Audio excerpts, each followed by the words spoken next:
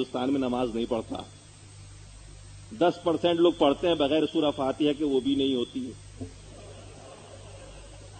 تو بلا وجہ یہ فرضیت کا بوجھ کندھے پہ لیے کیوں پھرے آدمی؟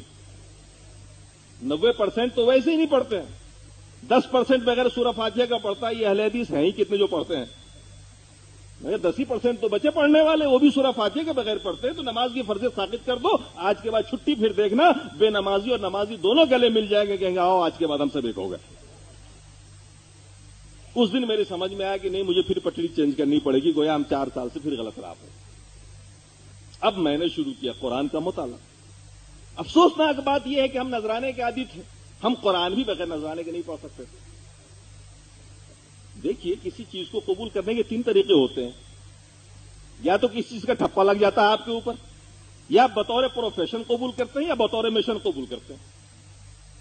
جیسے ایک آدمی مسلمان ہوتا ہے خاندانی، عبداللہ کا بیٹا عبد الکریم ہو گیا، اس کو مطلب نہیں ہے کسی بات سے، بس وہ مسلمان ہوتا چلا آ رہا، بس ٹھپا لگا ہوا اسلام کا اس کے اوپر.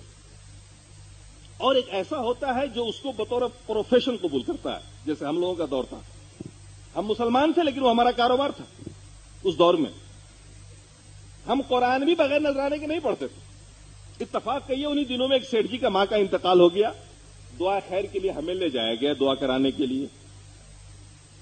ٹائم تھا، ہم نے قرآن پڑھنا شروع کر دیا ٹائم پاس کرنے کے لیے. المیہ ہم لوگوں کا ماحول ایسا ہے کہ نہ قرآن پڑھا جاتا نہ حدیث پڑھی جاتی. افسوسناک بات. اتفاق سے آیت میرے سامنے آ گئی، قل لا اقول لكم عندي خزائن الله ولا اعلم الغیب. قرآن کی آیت سامنے آئی جس میں اللہ نے فرمایا، اے رسول آپ اعلان کر دیجئے میرے پاس غیب کے خزانے نہیں، اللہ کے خزانے نہیں ہیں میرے پاس جو میں دیتا پھروں سب کو. ولا اعلم الغیب، اور میں غیب نہیں جانتا ہوں. مجھے بڑی حیرت ہوئی، میری ساری عقیدت کو ٹھیس پہنچ گئی. اللہ کے رسول کو تو ہم لوگ یہ مانتے تھے کہ مختار کل ہے، سب کچھ تو وہیں سے مانگتے تھے، اللہ سے تو کبھی مانگا ہی نہیں تھا ہم لوگوں نے. یا تو رسول اللہ سے مانگتے یا غریب نواز سے مانگتے، تھوڑا بڑا مسئلہ ہوتا تو غوث پاک سے مانگ لیتے. اللہ سے تو کبھی مانگا نہیں تھا ہم نے.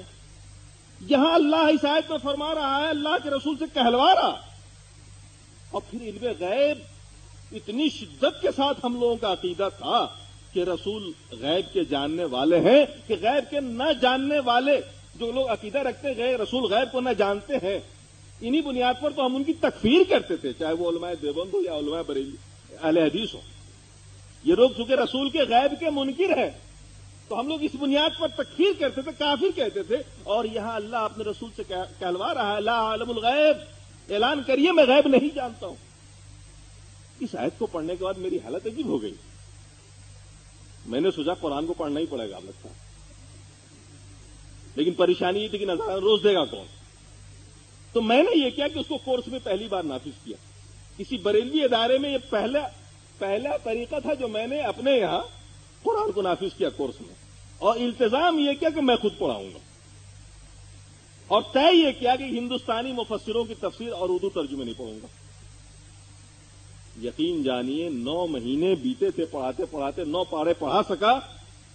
مجھے ایسا محسوس ہونے لگا کہ جیسے سارا قرآن خود ہمارے خلاف نازل ہو رہا ہے.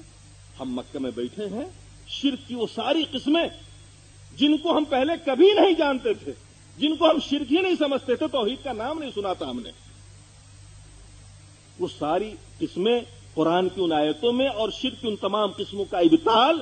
ایسا محسوس ہو رہا تھا ہم جیسے مکے میں بیٹھے ہیں، قرآن نازل ہو رہا ہے اور ہم لوگ اسلام کے خلاف ساری کارروائیاں کر رہے ہیں.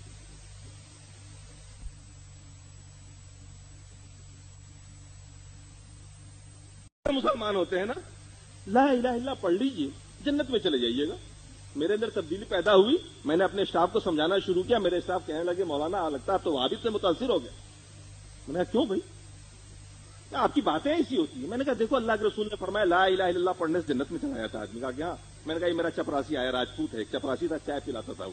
میں نے کہا چچا جی درانا ذرا پڑھ دینا لا الہ الا اللہ محمد رسول اللہ. اس نے کہا لا الہ الا اللہ محمد رسول اللہ.